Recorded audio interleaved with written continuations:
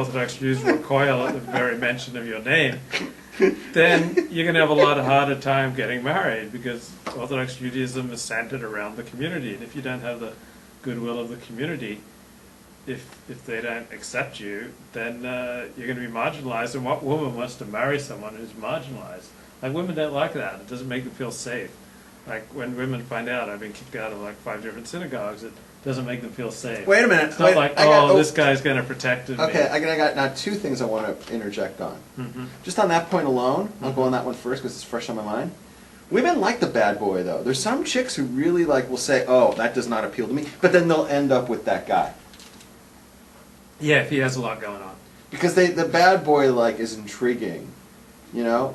It's like if you had a tattoo, I think that would be the thing.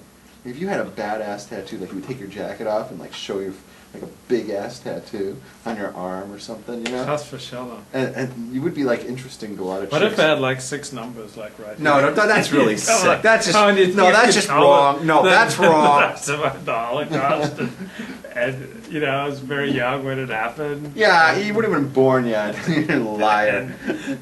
I don't even like to talk about it. Yeah. I was in Auschwitz. Oh yeah, yeah. Okay. Yeah. No. The other thing I want to say is, in your case, it does help to get to know the Kazakhstani people in your town, because maybe they can hook you up with the number 3 hooker, right? What is it? Smash the Jew egg. But that's not going to help me, because in my mushal that I already used, right, my parable that I used, I talked about the seed that's already been fished out. So it doesn't matter if I have. But it hasn't been fished out. Like, if you were an honored person in the community, or even if you don't get it. You it's were fished out. You were a normal Jew at a normal. But we're not talking about mainstream. We're talking about people on the margins. If you were just a normal member of a normal shul, people there would be like, oh, I know this girl who's kind of lame in one leg, but you wouldn't necessarily turn up your nose at a girl who's a bit lame in one leg. She lived in Iowa, and you'd be open to that. And someone else would say, oh, I know this girl, she's in an institution, but with the right doctor and right, I've been set up with them. Yeah.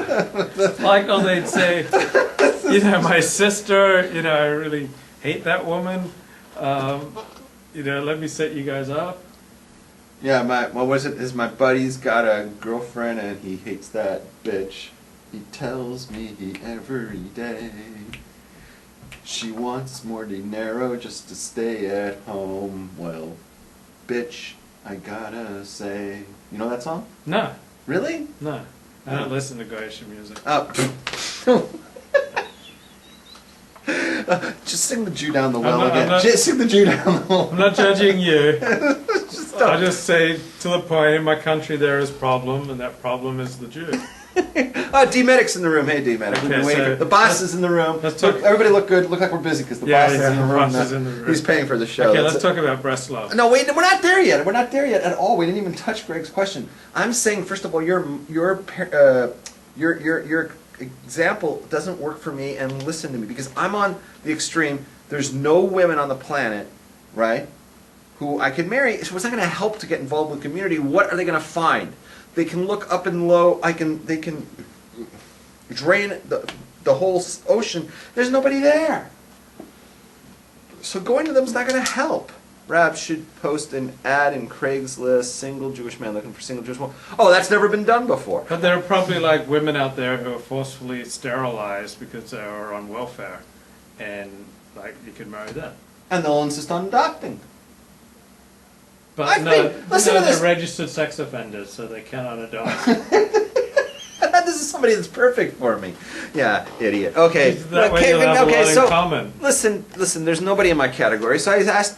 the point of the story, Greg, if you're still following us, if there's anybody out there still paying attention, I went through the same question because it was nobody for me. What do I do? Because one of the examples, I gave my rabbi several choices. I said, what do I do? Do I marry, a woman and abuse her kid, create kids and abuse them? Do I commit suicide, right? Do I, because I can't live like this anymore, right? Or do I just go bang some shiksa, right? And of course he can't answer it because all of these, there's no heter for any of these things. right? It's a very tough one. So I'm not to judge somebody who's in a situation like that, and if they end up, with a non-Jewish woman, or the woman ends up with a non-Jewish man, it's not for me to judge if they're on the areas where you're on your own. Like my choice right now is just to remain single and celibate for the next 50 years. Have you taught at a Jewish day school? Like you could teach, you could leave an impression, and when the kid became an adult, you guys could get married. It's all so simple. Okay, so I think Hakam Hillel's got an opening.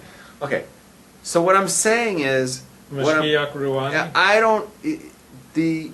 What we're asking of this person who can't find anybody is to hang in there for 50 years and just be single and be lonely on your own in a religion that's designed up and down for married people, and just stay Shomer Negiah and don't touch anybody but yourself. And even touch that. Yeah, no, you can get a heter for that. You can get a heter mechira. So you're basically on your own, and like, who am I to judge? Like, if Levi's in my situation, well, I don't think you're quite there yet, but I think some of this relates to you. You've done your own damage. It's not that you're in a special. Yes, you are in a special category. Your category is people that have done so much damage to themselves they made themselves ineligible for any woman to possibly get near. Right? That's your own doing. But you don't have a specific category. Your category is anybody who will accept you. No, you don't even want that, because you want the chick with the business suit and the stockings and the high heels, right? And she has to have good grammar, and she should preferably be black. And not scratch. Yeah, I wanted to be sedate. Right. I wanted to buck a lot. Right, just lay there and think about England. Now, exactly. So what are we saying here? So I'm not here to judge, but if the guy is not doing the work, and he's just lazy, and there are women, like Levi said, and all he had to do was go to Kazakhstan and he would find, number 3 hooker. Babushka would be there. So then I'd lower his standards. Like, okay, then he she's really got doesn't have an excuse. one eye that doesn't work, and she's a bit lame in one leg, but her parents didn't put her down. They kept feeding her, and now through all the suffering, she's developed a really nice personality. Right. And, half of her face is paralyzed from a stroke, so it's like she's paralyzed like this. All right, Levi, you're getting really mean right now, because most of our audience are you described them. Okay, Levi. All right, now let's get to the fruit of the matter here. In regard to my earlier post, he says, I just want to say that an Orthodox boyfriend makes it a lot easier for a woman who wants to convert. That is false. Greg, that is a very big misconception.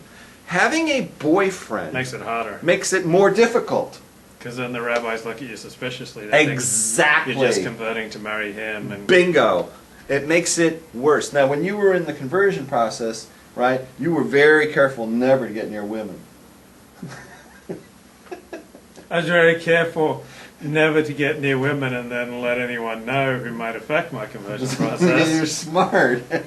and you wouldn't want to make it sound like you were converting because of her, so you made sure you didn't get near any Jewish women. Right, precisely. kept it all that on. No, I don't have. I'm only with non-Jewish women. Okay, because that's actually smart. Okay, so it actually makes it worse, Greg. It makes it worse. My advice to anyone who's considering converting is don't date anybody. Don't date anybody, especially somebody who's Jewish. And here's why. Levi just gave the exact one great reason. It makes it harder to convert because the rabbis are going to get suspicious that you're doing it. For him, it's not genuine, and therefore they're not going to convert you. That's problem number one. Problem number two is, what happens if you don't make it to the finish line? Levi made it to the finish line, right? Because he cheated. He cut a few corners. No, I'm just joking. I'm just joking. Hannah Mahira. I'm just joking. Okay. I'm just joking. Levi made it to the finish line, but not everyone is so fortunate. I was dating a woman who was in the conversion program, right? You read my book? Yeah. She was in it for a couple of years, and she did not finish it. Had nothing to do with me. I was dating her after the time that she started the conversion, right? She wasn't doing it for me, she was doing it for herself. I met her while she was doing the conversion thing. I was like, okay, I don't mind going out with her, right? But I didn't help or hurt. I just got hurt. Because she didn't make it to the finish line. She quit 2 years into it, and she said, this is not going anywhere. And I was left with nothing, okay? So my advice is to anyone who's